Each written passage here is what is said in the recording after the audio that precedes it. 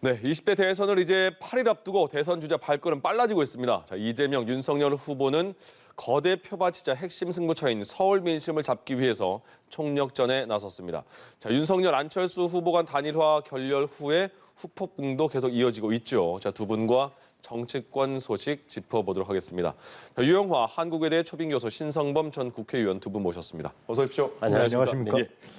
이제 선거가 8일 남았습니다. 먼저 한 후보마다 행보를 알아보겠습니다. 민주당 이재명 후보가 오늘 이제 명동으로 갔잖아요. 네. 아침에 보니까 여러 대책을 내놓고 부동산 대책 내놨고 신경제 10대 전략도 내놨고 그리고 명동에 왔습니다. 네. 뭐 지역적인 3.1절 의미도 있겠고 서울 표심도 있겠고 지금까지 그 흐름 그리고 민심의 영향 어떻게 보십니까? 지금 이제 서울 지역이 상당히 이제 오피니언적 성격이 강하기 때문에 그리고 이제 이념적으로뿐만 아니라 계층적 집단적으로 중도층이 많이 살고 있는 곳 아닙니까? 네. 그러니까 오늘 3.1절 그 기념사도 제가 봤는데요. 기념에 대한 명동 가서 얘기하는 걸 봤는데 이재명 후보는 하여튼 선거 전략이 많이 바뀌었어요. 그러니까 이제 윤석열 후보를 공격하거나 국민의힘을 공격하고 힐난하고 이러는 것보다는 이제 통합과 미래 그리고 서울에서도 이제 부동산에 대한 문제, 부동산이란 국민 삶의 문제 아니겠습니까? 그리고 국민 삶의 정치를 자기가 하겠다. 그리고 이제 안철수, 심상정 이런 분들하고 같이 정치 개혁을 해서 통합 정부를 만들겠다라는 것이 이제 주요 아젠다로 쭉 이제 밀고 나가는 것 같고 반면에 이제 조금 전에 화면에도 나왔습니다. 윤석열 후보는 뭐 계속 그랬지만 더 아주 뭐라 그럴까요? 강하고 상대방을 비난하고 어떤 경우는 허위적 선동까지 있는 그러한 유세 장면을 많이 볼 수가 있습니다. 예. 지금도 쭉 아까 나왔지만은 정권 교체가 정치 교체라고 그러지 않았습니까? 정권 교체하고 정치 교체를 어떻게 동일선상에 놓습니까? 예? 정치 교체라는 것은 구정치, 과거의 정치, 국민과 결합하지 않는 정치를 새로운 정치로 만들겠다는 새로운 정치의 의미로서 정치 교체가 있는 것이지 정권 교체라는 것은 정당 간의 권력 간의 공학적인 교체를 의미한단 말이죠. 그런데 예. 아직도 그러니까 윤석열 후보는 아직도 올리 정권 교체예요. 근데 과연 저런 부분들이 오늘도 이제 서울에 가서 2030 세대를 한다 그러는데 2030 세대야말로 진영화되어 있지 않고 이념화되어 있지 않고 정당화되어 있지 않단 말이죠. 그러면은 2030 세대에 맞는 얘기를 해야 되는데 아직도 정권 교체를 얘기하고 과거로 자꾸만 돌아가려고 하는 부분들 예. 그런 부분들이 과연 중도층이라든가 서울의 표심을 바꿔줄 수 있을지 저는 상당히 의심이 갑니다. 예. 알겠습니다. 이어서 윤석열 후보는 유승민, 원희룡, 홍준표 경선 같은 후보들과 후보 된 이후에 처음 이렇게 유세 같이 하는 건가요? 네 명이 함께 먹는 건 처음이죠. 이렇게 예. 홍준표 의원, 유승민 전 의원, 원희룡 전 지사가 함께 먹는 건 그 후보하고 윤석열 후보 같이 먹는 건 처음이에요. 예, 지난번에 종로에서 아마 유승민 전 의원을 같이 유세를 했던 것 같고. 네. 오늘 이제 제가 유시 본 데는 이 대목이에요. 오늘 이제 서울 격돌이잖아요. 근데 예. 이재명 후보는 명동을 갔고 오후 2시에 이제 윤석열 후보는 서울 신촌인데 신촌이 이제 대학가의 대명사인데 네. 제가 유시 본 대목은 딴 거보다도 아까 네 사람이 손을 잡은 거예요. 자, 예.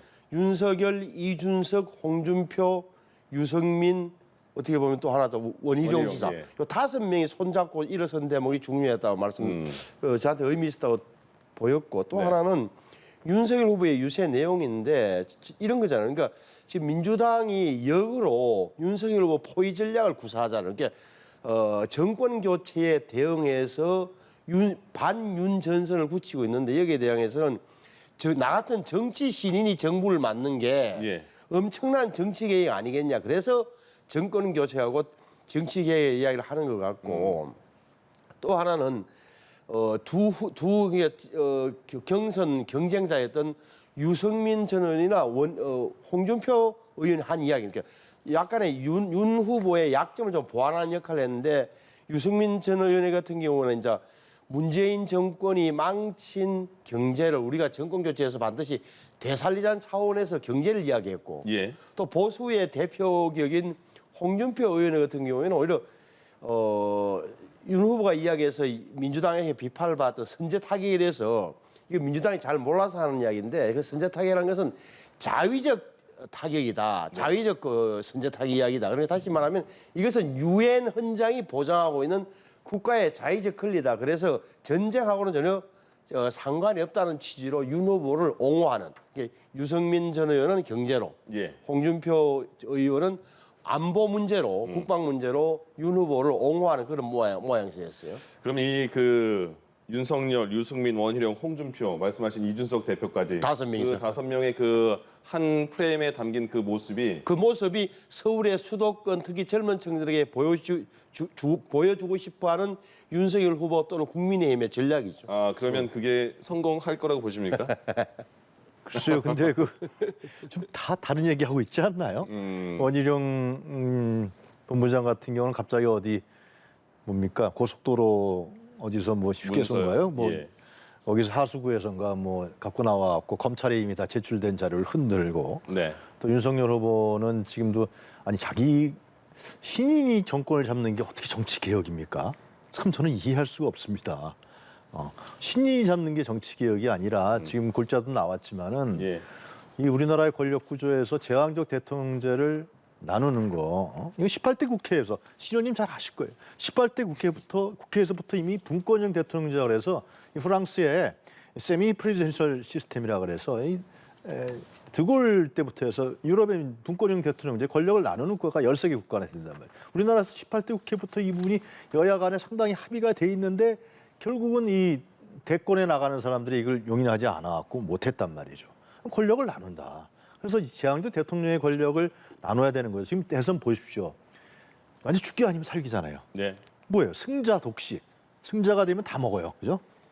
그리고 패자 멸실입니다. 패자는 감옥 갈 수도 있어요. 멸실 아닙니까? 이게 왜 이런 일이 발생하냔 말이에요. 국민들 얼마나 피곤해요. 정쟁과 대립과 갈등과 이 제도를 바꾸자는 거 아니에요.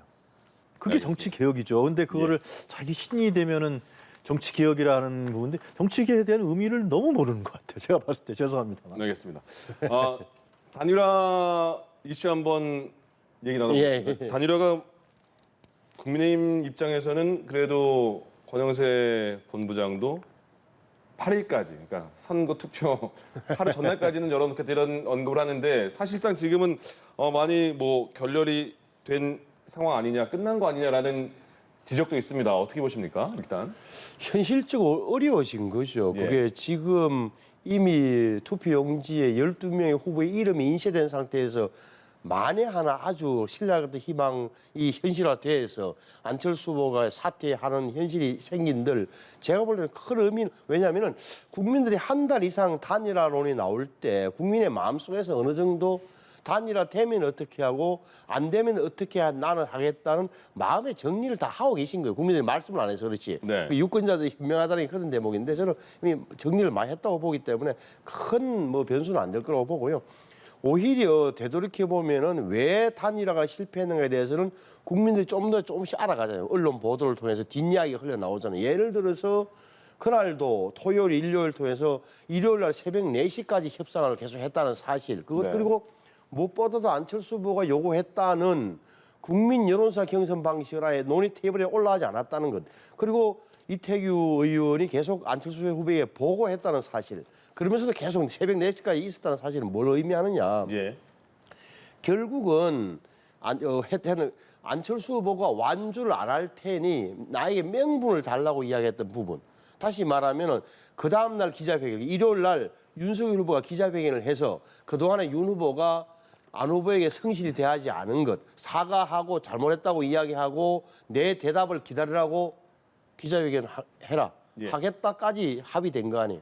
그런데 새벽 4시에서 9시 사이에 무슨 일이 벌어졌는지 안철수 후보가 완전히 마음의 문을 닫아버렸단 말이에요. 결렬선을 해버렸단 말이에요. 예. 이태규 의원을 통해서. 그러니까 이 대목에 대해서는 사람들이 판단을 이제 하는 거예요.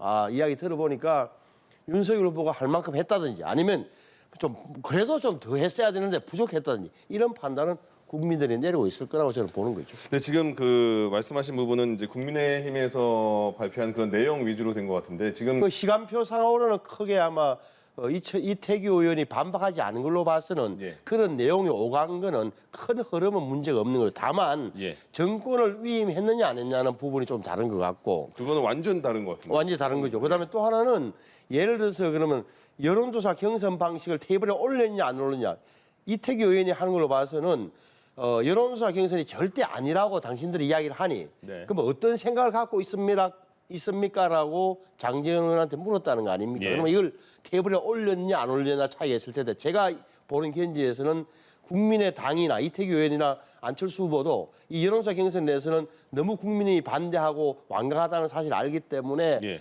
그렇게 무게를 두지 않고 이야기를 했을 가능성이 높다고 저는 보는 편이에요. 이태규 본부장은 도와주려고 손을 내밀었더니 손목을 잘린 듯한 느낌이다 이런 표현까지 했습니다. 그러니까 굉장히 많이 이제 상할 대로 상한 상황인 것 같은데 지금 단일화에 대해서는 뭐 여지가 남았다고 보십니까? 아니면 그 과정을 보면서 어떤 생각 드셨습니까? 단일화는 이미 끝난 거죠. 예. 이미 여론조사 단일화는 시간적으로 물리적으로 불가능하고요. 단일화를 한다라는 것은 결국 이제 단판 단일화. 윤석열 후보가 10분이면 된다라고 하는. 그러니까 내 안으로 들어와라. 상당히 안철수 후보 입장에 봤을 때는 너 뭐 줄 테니까 너 들어와. 뭐 그런 거 아니겠어요? 예. 굴욕적이고 거래적인 그런 부분밖에 안 남았는데 안철수 후보가 그걸 절대로 받을 일은 없을 것 같고요. 그렇다면 끝까지 단일화는 열려 있다고 국민의힘은 말을 하잖아요. 왜 그렇게 말을 하고 있는 걸까요? 그건 뭐 10분간 단판이겠죠. 근데 그걸 받아들이겠습니까? 예. 도대체 말도 안 되는 얘기죠. 그리고 그렇게 했을 경우에 과연 안철수의 정치적 생명이라는 건 아예 끝나는 거죠. 예. 아예 끝나는 것이고 안철수 후보 지지자들은 안철수 후보를 아마 손가락질 할 겁니다. 그렇게 되면. 그렇기 때문에 그건 있을 수가 없을 거라고 저는 생각하고요. 아직도 그런 여지를 남겨놓은 게 저는 그런 생각이 들어요. 그 이태규 의원하고 저 누굽니까? 그 장제원 의원인가요? 예. 장제원 의원 이쪽은 공식적인 직함을 갖고 있는 분이고 장제원 의원은 공식적인 직함이 없는 사람이잖아요. 윤석열 후보의 첫 측근 윤핵관 중에 한 사람인데 그것도 좀 이상하고 그렇게 해서 나갔다는 것도 이상하고 그리고 이 안철수 후보 쪽은 지금 그동안에 하여튼 1박 2일 동안 있었던 내용에 대해서 밝히질 않고 있습니다. 근데 이쪽 쪽은 다 밝혔죠. 네. 윤석열 후보는. 후보가 직접 나와서 그걸 얘기했어요. 예.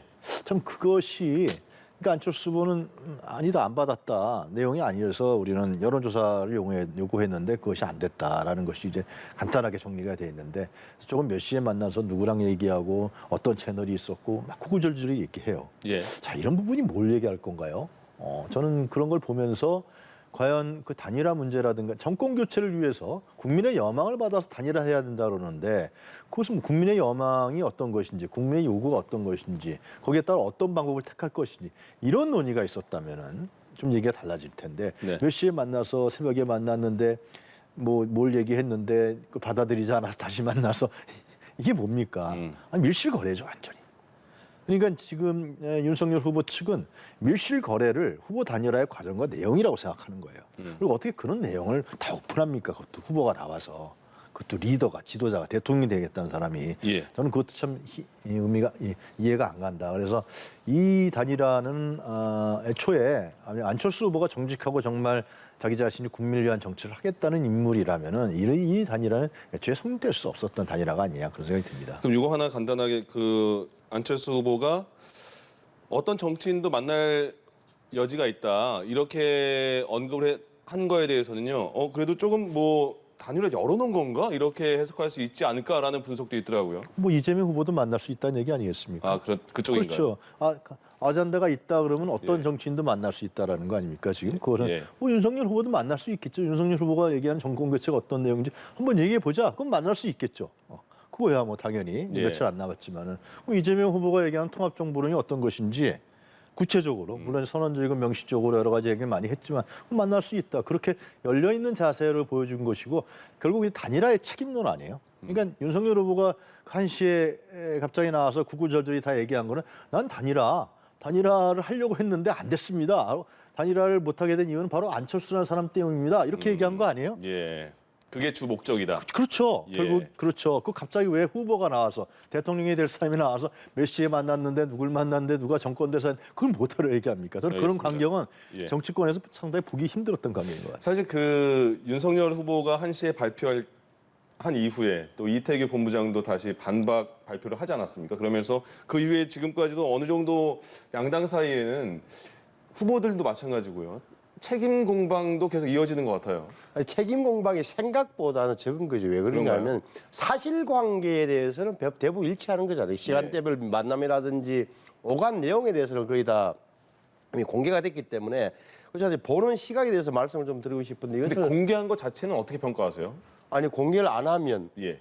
그게 이미 결렬 통보가 왔는데 공개를 안 하면 어차피 알려질 거고 알려지게 되면 모든 책임을 윤석열 후보 당신이 승인을 다하지 않아서 결렬됐잖아는 그게 예. 비난이 쏟아질 게 100% 명확한데 공개를 안 한다. 그것도 나름대로 성의 있게 공개한 거예요. 나머지 이제 자료는 이제 실무자에 배포했지만 예. 저는 예를 들어서 이재명 후보와 안철수 후보 간의 이런 공동 정부론이라든지 뭐 총리를 녹음 이런 게 만약에 그것도 일종의 어떻게 보면 뭐 정치적 타협이자 야합이로 볼 수 있는 거예요. 그러니까 그거는 비판할 소리가 별로 없다. 정치라는 것은 현실 정치 영역에서는 어쩔 수 없는 부분이다. 예. 서로가 뭐 아니 정권 교체를 위해서 힘을 합하기로 했다. 그다음에 안철수 후보가 갖고 있는 비전을 내가 개성하겠다, 이어가겠다라고 하고 그걸 만약에 정치적으로 협상하는 것 자체를 그렇게 폄하할 필요는 없다는 생각이 들고 아마 앵커께서도 가장 궁금하시는 그러면 이 결렬된 게 누구한테 유리하냐 불리하냐 예. 선거에 어떤 영향을 미칠까가 굉장히 중요하게 보실 것 같은데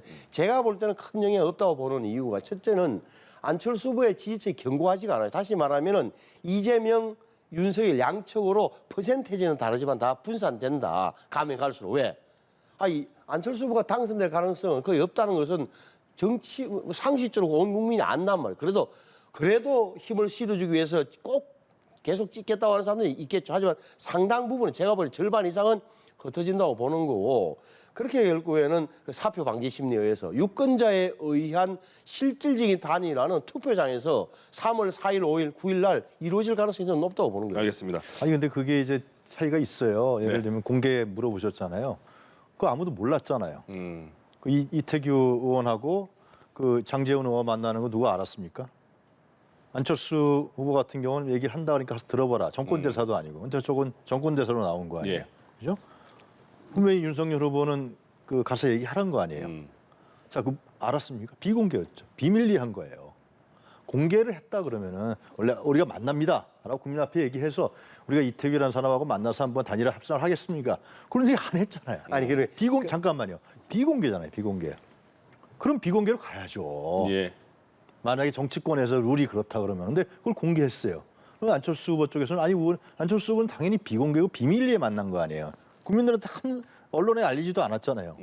그런데 공개했어요. 그건 뭐냐면 책임을 하는 거죠. 그런데 반면에 지금 통합정부론 제가 뭐 하려는 게 아니라 통합정부론에서 연동형 비례대표제라든가 예. 그리고 국무총리 추천제라든가 그리고 기초의원에 대한 중성부제라든가 이런 부분 다 공개 아니에요. 지난 공식적으로, 주말에 나온 민주당 의총 얘기입니다. 민주당 의총에서 당론을 확정했잖아요. 예. 이게 어떻게 야합입니까? 이렇게 하겠다라는 거 아니에요. 이렇게 하겠다는 것이고 거기에 심상정, 안철수 후보가 함께하면 좋은 거고 안 하더라도 민주당에서는 예를 들면 지금 과반 의석수 넘으니까 이걸 관철시켜 나가겠다는 거 아니에요. 예. 차이가 상당히 있죠. 아니 그럼 저는 뭐 예. 예를 들어서 지금 안철수 후보가 저 단일화를 안 하겠다고 마음먹은 요소 가운데 하나가 저는 민주당이 던진 저 어떻게 보면 저는 이제 미끼라고 표현하는데 거기에 걸려들어서 가서는 높다고 봐요. 제가 그 영향이 크다고 보십니까? 저는 뭐 미락이 있었다고는 뭐 말하고 싶지 않아요. 그런데 제가 모르는 영역이 몇 년 후에 만약에 정치 야사가 나오면 다시 드러날 사실인데 그거는 저는 믿고 싶지 않고 네. 그럼에도 불구하고 민주당이 안철수 후보가 가진 생각을 정확히 읽었던 거예요. 예. 안철수 후보가 목말라 하는 지점을 때린 거예요. 다당제 보장해줄게.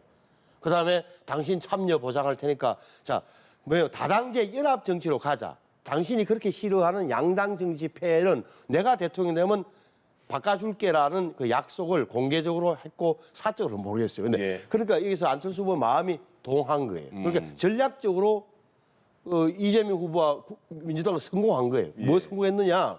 윤석열, 안철수 두 후보의 단일화를 결렬시킨 것은 성공한 거죠. 그러나 뭐 미래는 어떨지 모르겠어요. 예. 그 말씀드리고 싶고 또 하나는 일요일 날 9시에 안철수 후보 측에서 최종적으로 결렬 통보가 왔는데 이것을 공개 안 한다?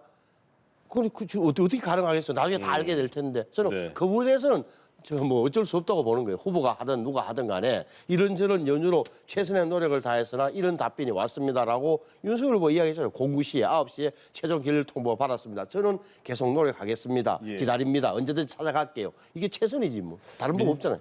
그 지금 말씀이 민주당이 안철수 후보의 마음을 잘 알았고 아 그렇죠. 안철수 전략을 후보가, 잘 짠 거예요. 전략을 잘 짰다고 했는데 그러면 미리 그 단일화를 얘기했던 당사자는 윤석열 후보와 안철수 후보인데 국민의힘이나 윤석열 후보 측에서 그 마음을 좀 더 잘 파악했어야 되지 않았을까요? 그렇죠. 그렇게 여쭤보시면 굉장히 아픈 대목이에요. 그러니까 다시 말하면 안철수 후보를 국민의힘이나 윤석열 후보가 잘 몰랐던 거예요. 정치 경력, 그 사람의 기질, 그 사람의 욕구, 희망. 그나마 늦게 파악해가지고 그나마 이제 장제원 의원이 던진 걸 보면 이런 거잖아요. 그러니까 인수위원회부터 당신 보장해준다. 인수위원회에서부터 합동으로 하자. 네. 정부 운영에 참여한다. 심지어는 대통령 선거 끝나고 나면 합당하자. 합당하고 나서 안철수 후보가 당 대표로 나오면은 어떻게 우리가 도와줄게까지 이야기가 됐다는 거 아니에요. 그러면 그때는 좀 늦은 거예요. 내가 볼 때는 이미 안철수 후보의 마음이 다칠 가능성이 높다. 또 하나 저는 개인적으로 보면 진짜 안철수 후보가 단일화 할 마음이 있었을까라는 본질적인 질문 들어요. 하지만 그건 제 개인적인 판단인 것 같고 네. 그래서 좀 그거는 아픈 거예요. 국민의힘이나 윤석열 후보가 안철수 후보를 잘 알겠습니다. 몰랐던 지점이 있는 거죠. 예. 지난 주말 조금 전에 언급하신 것처럼 민주당이 의원총회를 생각보다 좀 빠르게 열고 네. 당론을 채택한 부분이 국민통합정치개혁안이라는 이름으로 해서 국무총리 국회 추천제 도입을 했고요. 네. 그다음에 선거제 개혁안을 내고 또 중장기적으로 대통령 4년 중임제까지 냈습니다. 네. 이게 그러면 이제 다른 이거를 당론으로 채택을 하면서 안철수 후보, 심상정 후보, 또 김동연 후보까지 이렇게 같이 이렇게 어우르는 통합 정부를 만들겠다 이런 생각인 것 같은 게 이게 괜찮게 다른 유권자들의 마음을 좀 약간 움직일 수 있을까요? 늦었습니다. 그런가요? 늦었던 건 사실입니다. 좀 미리 내놨어야 되는 거고 네. 민주당이 반성과 성찰을 통해서 그동안에 이 180석 가까이 되는 정당이 정치 개혁에 대한 어떤 담론이라든가 의지나 결의가 빨리 했어야 되는 거죠. 예. 빨리 했어야 되는데 이제 이재명 후보가 주장하면서 이재명 후보가 많이 밀어붙였죠. 그러니까 대통령 후보니까 민주당 의원들 따라오지 않겠습니까? 그러니까 그렇게 해서 이제 의총도 하고 한 것인데 늦었지만 잘한 거죠. 늦었지만 잘한 겁니다. 예. 연동형 비례대표제 위성정당 만든 부분에 대해서 송영 대표, 윤호중 원내대표가 반성을 했잖아요. 예. 진짜 잘못한 거죠. 그래서 유권자들이 연동형 비례대표 잘 아시겠지만은 이 사표화되는 유권자 표를 정당별로 비례별로 나눠서 그것을 유권자의 의사와 대표성을 강화시킨 제도 아닙니까? 예. 이미 유럽의 독일이라든가 많은 유럽의 나라들이 이건 안착돼 있는 제도입니다. 그리고 국무총리제 추천제도 그것도 제가 알기로는 개헌안 나올 때만 나왔던 얘기예요. 예. 근데 이것도 그래서 대통령 권력을 나눠줘야 되잖아요. 너무 집중돼 있으니까 부정부패가 하고 독식되는 거 아니에요? 독점되는 거죠. 이런 부분도 잘한 거죠. 근데 이제 이런 부분들이 뭐냐면은 단순하게 안철수의 생각을 잘 알아서 안철수가 갖고 있는 마음을 잘 알아서보다도 이건 개혁적인 거거든요. 예. 이건 개혁이에요. 정치 개혁이고 현재의 정치권에 있는 특히 민주당의 기득권을 내려놓는 거예요.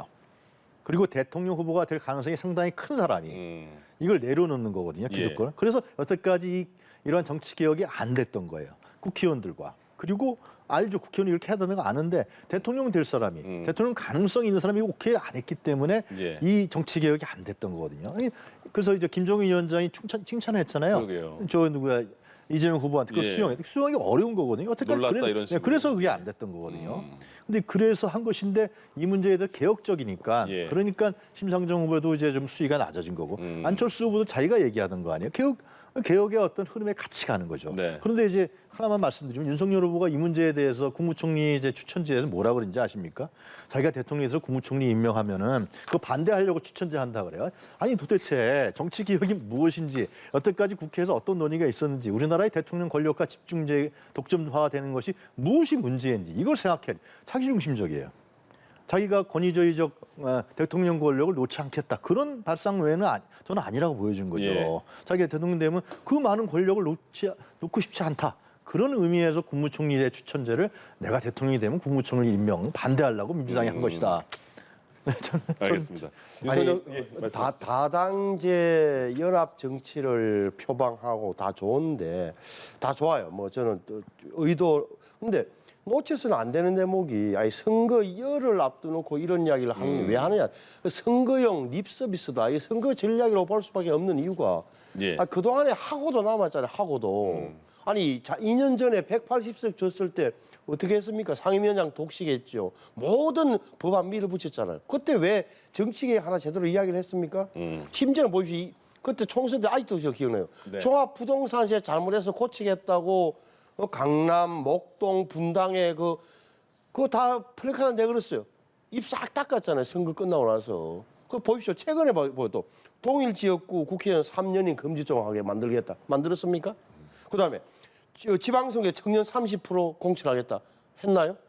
그다음에 윤미향, 이상직, 박덕흠 의원 제명 곧 하겠습니다. 했습니까?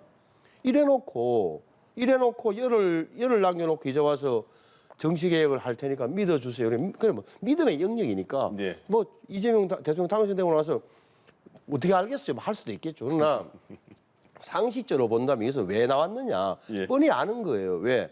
정권 교체 여론이 워낙 높기 때문에 정권 교체 이걸 막기 위해서 정치 교체로 바꾼 거예요. 안철수 후보가 이야기했던 정치 교체. 네. 그리고 이게 반윤석열 전선을 만들자는 거잖아요. 다 들어와. 안철수, 심상정, 김동연, 심지어는 조원진 후보도 들어와. 이런 논리라는 게 너무 선거 전략이 이미 분명하기 때문에 사람들이 고개를 갸우뚱거리는 거예요. 이거 알겠습니다. 신현님 말씀대로 민주당이 이 늦게 한 건 잘못한 거예요. 그리고 선거를 보고 한 건 맞아요.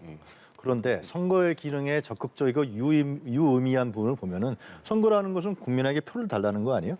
국민에게 표를 달라기 위해서 선거를 얼마 안 둔 상황에서 개혁적인 내용을 하겠다고 정치개혁을 하고 의총을 통해 갖고 자기네 기득권을 내려놓겠다. 그건 굉장히 늦었지만 잘한 거죠. 그건 국민을 위한 거 아니에요. 그리고 이것이 뭐냐면 반윤 전선이라 그러는데 윤석열 후보도 같이 하면 돼요. 물타기도 돼요 정치적으로. 근데 윤석열 후보가 안 하잖아요. 안 하는 건 뭐냐? 상당히 반개혁적인 인물이라는 것이 드러나게 되는 거죠. 이것이. 그래서 그 구도가 짜여지는 거죠. 이게. 네네. 그래서 아니 교수님, 유영 교수님 합리적인 분도 계시는데 네. 말씀을 한번 바꿔놓고 만약에 이재명 후보가 당선돼서 이재명 대통령 시대가 이렇다고 한번 가정해 봅시다. 그럼 그 되고 나서 안철수 후보를 어떻게 대접할 것 같습니까? 그래서 정말 정권 참여를 보좌하고 쭉 할 거예요. 저는 그래 안 보는 이유가 몇 가지가 있는데 첫째는 안철수 후보와 민주당은 서로 너무 잘 알아요. 다시 말하면 민주당의 주류는 안철수 후보 알기를 굉장히 낮게 평가해요. 정치의 역량이나 모든 것을. 안철수 후보는 또 그 함께해서 당할 만큼 당했다고 생각해요. 불신이 많아요. 세력도 별로 없어요. 이런데 이재명 대통령이 당선된들 민주당 주류에서 안철수 후보를 아이고 알겠습니다. 뭐 대통령 후보 시절에 약속한 것도 있으니까 쭉쭉쭉 한다. 저는 현실성이 별로 없다고 보는 게 저는 현실 정치를 해본 한 사람으로서 평가한 거예요. 전망이고. 예. 다 뭐 이 부분은 개인적인 생각들이시니까요. 궁금한 점이 이겁니다. 지금 선거가 8일 남았는데 지지율이 정말 모르겠습니다. 네. 지지율이 어떻게 된 건지 계속 그 여러 가지 지지율 중에서 지금 하나 먼저 리얼미터 거에 보면 계속 리얼표뿐만 아니라 다 그 1위와 2위의 격차가 오차범위 아니라서요. 지금 우세를 어떻게 가릴 수가 없는 것 같아요. 끝까지 모르는 그 판세냐. 최근에 이런 계속해서 오차범위 안에 있는 지지율 조사 기관마다 대부분 차이는 조금 있더라도 오차범위 아닌 지지율이 많잖아요. 이런 판세는 어떻게 분석할 수가 있어요? 너무 각축인 거죠. 아주 예. 각축인 것이고 지금 그동안에 이제 부동산 문제라든가 네. 또 일자리 문제라든가 특히 코로나19에 대한 문제 이런 부분에 대한 국민들의 불만이 상당히 있었기 때문에 그것이 정권 교체라는 그리고 이 정권 교체를 아주 파이팅 있게 어퍼컷까지 매기면서 주장하시는 윤석열 후보한테 아, 예. 큰 분이 가 있는 건 사실이겠죠. 그러나 이제 정권 교체 이후에 대한 문제, 아까도 계속 나온 얘기입니다만 정권 교체 이후에 무엇을 할 것이냐라는 문제, 미래에 대한 문제, 이런 부분들, 이러한 과연 윤석열 후보를 찍었을 때 그래 정권 교체 된다고 좋다. 내 삶은 뭐가 나죠? 이건 윤석열 후보가 하나도 제시를 하고 있지, 물론 제시를 하고 있지만은 그 부분에 대한 어떤 담론은 전혀 국민들에게 어필이 안 되고 있다. 예. 이 부분을 말씀드리고 그래서 그런 부분들이 아마 여론조사에 바뀔 것 같은데요. 조금 전에 나왔지만은 그 KSO에서 두 가지 여론조사를 동시에 하지 않았습니까? 네네. 동일날 그 ARS와? TBS하고 ARS하고 전화 면접 조사하고 그 전화 면접 조사에서는 이재명 후보가 7% 이기로 나오고 ARS 조사에서는 약 2% 응답률 한 11%되고 전화 면접 조사는 응답률이 17%가 넘는 거 아니었습니까? 이런 차이는 또 어떻게 해설할 거냐. 전화 면접 조사는 훨씬 더 심층 있게 들어간 부분이기 때문에 예. 그래서 저도 잘 모르겠습니다. 어떻게 갈지는. 그러나 하여튼간에 지금으로 봤을 때는 그리고 며칠 전에 그 지상파 3사 여론조사 굉장히 중요하죠. 그 지상파 3사가 결국 출구조사를 가니까 거기서는 딱 동일하잖아요. 예. 붙었어요. 그쵸. 이런 부분은 분명한 추이는 기존에 윤석열 후보가 앞섰던 ARS든 어떤 조사는 윤석열 앞섰던 여론조사가 이제는 이재명 후보가 추격을 해서 예. 어떤 경우는 골든 크로스를 이루고 어떤 경우는 각축을 부리고 이런 것만 분명하다. 예. 그래서 남은 이제 한 10일 남았습니까? 10일 동안에 어떤 후보가 정말 담담하게 담대하게 미래와 그리고 국민을 위한 그런 내용과 아젠다와 자기의 진정한 부분들을 개혁적인 과제를 던지느냐 이런 부분이 가장 중요하지 않을까 저는 생각합니다. 예, 일주일 뭐 전에는 그 조사 결과 발표 못 하잖아요. 지금 그 여론조사를 뭐 추세를 봐야 된다 이렇게 말을 하던데 지금 어떻게 제 눈에 보이는 게 이 대목이니까 자 박빙 초접전 분명한 사실이에요. 이건 누구도 부인할 수 없는 거예요. 네. 근데 여론조사 뭐 여러 개를 같이 종합적으로 본다면 이런 대목이잖아요. 그러니까 예. 적어도 한 대여섯 개를 놓고 보면 오차범위 아니긴 하지만 윤석열 후보가 좀 앞서는 게 조금 앞서는 게 많고 오차범위 내에서 오차범위 내에서 근데 사실 유의미하다고 볼 수는 없는 상황이죠. 예. 근데 이재명 후보가 앞선 것은 떠문 있더라 정도가 정확한 표현이에요. 상식적으로 보면. 말씀하신 건 이거죠. 네. 오차범위 안에 있는 거는 맞네. 저희가 말씀드리면 보통 유의미하지 않다고 표현을 하는데 지금 신 의원께서는 오차범위 아니지만 그래도 앞서는 조금 부분은, 앞서는 예. 게 윤석열 후보 많고 예, 알겠습니다. 근데 그게 이제 그럼에도 불구하고 똑같다. 초박빙이라는 말씀 분명히. 그게 왜 몇 퍼센트 1% 사 이번 아시는 대로 요번에 유권자가 4,419만 명, 4,419만 명. 예. 그러면은 지난 5년 전에 대통령 선거 때가 우리가 77% 투표율이. 그럼 77%라고 치면 3,400만 명이에요. 네. 70%는 3,300만 명. 그러니까 3,090만, 3,100만에 치고 예. 3,100만과 3,400만. 투표율 70%와 77% 사이에서 오갈 텐데 1% 차이가 31만, 34만 나오는 거예요. 예. 30몇 만이라 나온다. 1% 차이가. 그 정도로 박빙이 될 가능성이 높다. 또 하나는 유심히 봐야 될 게 저는 오히려 투표율과 연동시켜 봐야 돼요. 투표율. 예. 이게 20대 다시 말해 윤석열 후보의 지지층이 높다는 20대가 투표를 얼마나 할 것인지 또 하나 60대 이상이 과연 투표를 옛날처럼 80% 이상 나올 것인지 아니면 오미크론 때문에 떨어질 것인지 이 대목과 투표율과 같이 지지율을 봐줘야 된다. 그렇게 본다면 연동시킬 경우에는 저는 조금이라도 더 저는 윤석열 후보 쪽이 유리할 가능성이 좀 더 높다고 보는 알겠습니다. 거예요. 자, 내일 이제 마지막 TV 토론이 있습니다. TV 토론장에서 각 후보들이 아직 마음을 결정하지 못한 유권자들에게 좀 멋진 그런 토론의 모습을 보여줬으면 좋겠습니다. 유영화 한국외대 초빙교수 신성범 전 국회의원 두 분과 함께했습니다. 고맙습니다. 네, 감사합니다. 예.